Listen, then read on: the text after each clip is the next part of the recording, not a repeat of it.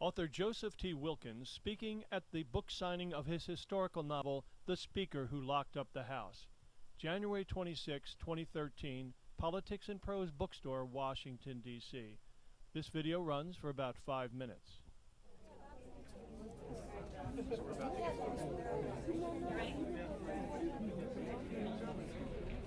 Hi, my name is Bill Leggett, and along with my colleague David Moritz, we run the Opus Book Machine.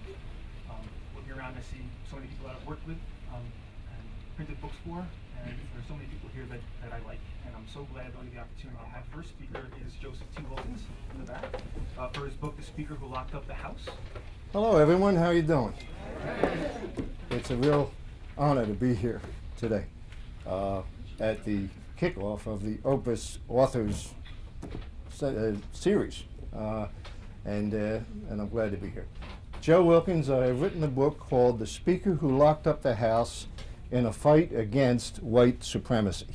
It's available here at Politics and Prose, and I have been lucky because the book has been endorsed by the chief historian for the U.S. Capitol Historical Society, and they invited me to give a speech on Capitol Hill last March, and also by Don Ritchie, who is a distinguished author and is also the official historian of the United States Senate. So it is a historical novel about a real event, about the speakership of Tom Reed of Maine.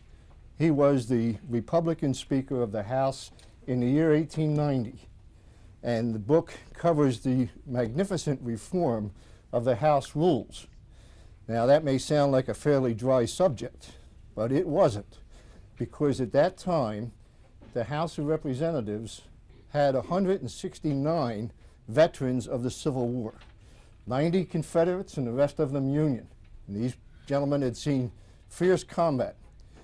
And what Reed was after was to stop the lynchings of black voters in the South. And he wanted a law that would permit federal troops, 25 years after the Civil War, to be sent into the South to protect black voters trying to vote. And in the course of that, he had to break 100 years of House obstructionism that had been built into the system. One of the things that they did to keep the Southerners, who were then the Democrats, the ex-slave owners, one of the things that they did was to have what they called a silent quorum. The members would oppose whatever they didn't like, and then they would demand a vote, and when the vote came, someone would say there's an absence of a quorum. You had to have a quorum to do business, and if there weren't enough, the House couldn't act at all. And when they would demand a quorum, a roll call, then they wouldn't answer to their names, even though they'd be as many as you are right here and more by 100. If they didn't answer to their names, they couldn't be counted. And Tom Reed, who was a progressive Republican, set out to count them. And he made no secret about it. Everybody knew he was going to do it, and they were loaded for bear.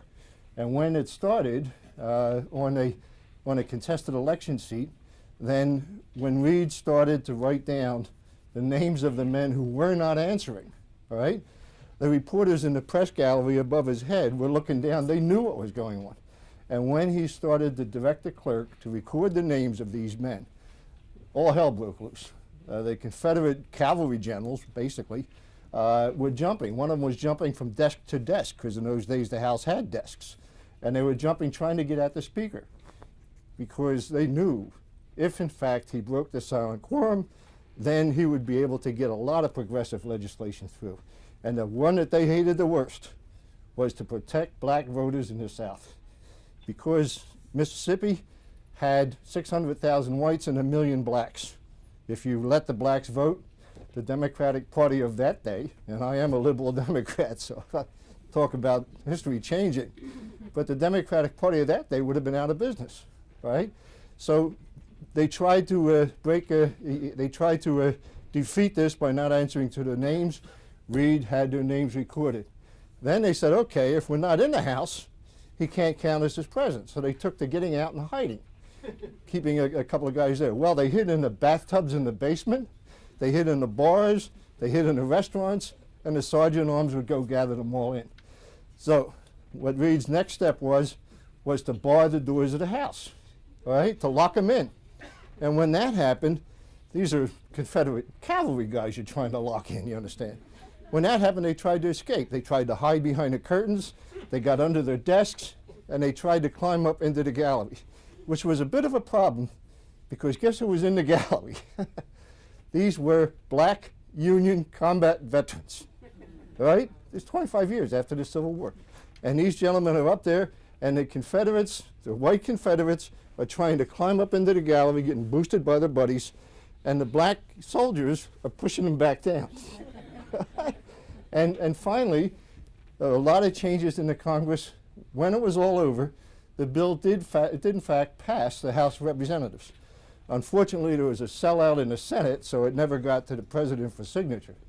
But the story of that, of Tom Reed's break, and of the book, is all in here. It's a fat sucker. If you like history, you'll like this. All right? But I do hope you get a chance to read it and that you will enjoy it. And I thank you very much for the opportunity to be here and to talk about it. Thank you.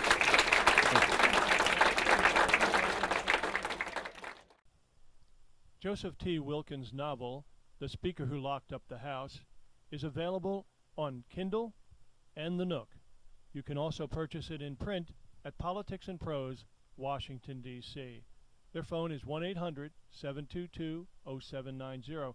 Follow Joseph T. Wilkins on Facebook or Twitter and visit him at www.josephtwilkins.com.